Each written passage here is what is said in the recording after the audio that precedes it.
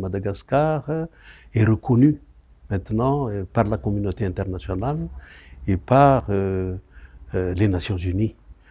Le fait de voir tout ce monde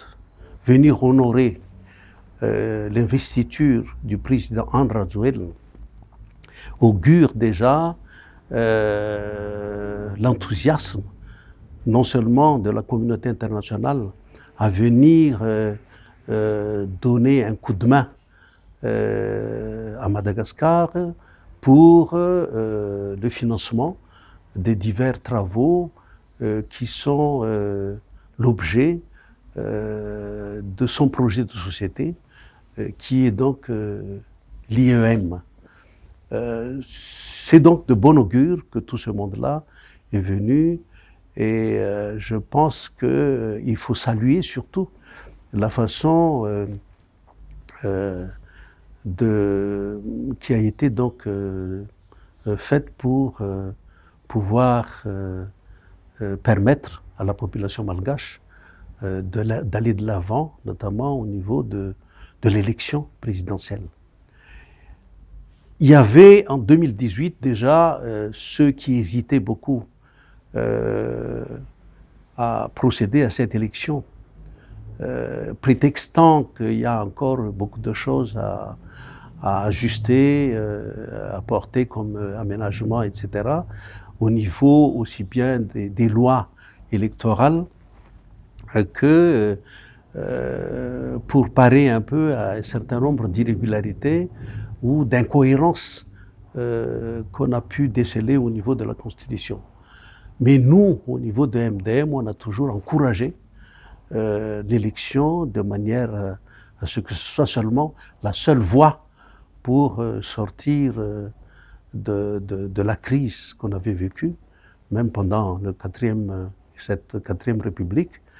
et demander à celui qui va être élu, et en l'occurrence, c'est Andry Rajoelina qui est élu aujourd'hui, pour faire un appel vibrant à toute la population malgache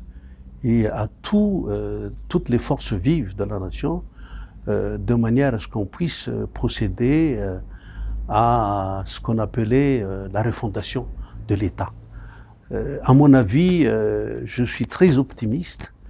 par rapport à l'avenir du pays, d'autant plus qu'il est jeune, dynamique, et à mon avis, son projet aussi est très prometteur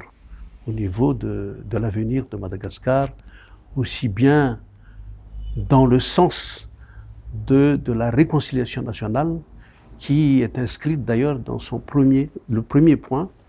de son projet de société, et surtout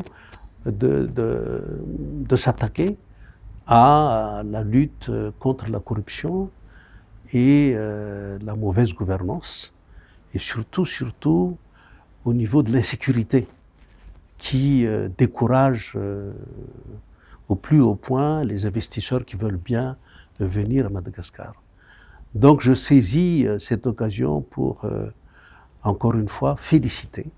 le président Andry Rajoelina pour avoir été élu de manière très démocratique, sans problème, de la manière aussi la plus transparente, à travers ces structures qui sont responsables, n'est-ce pas, de l'élection telles que la CENI et la HCC.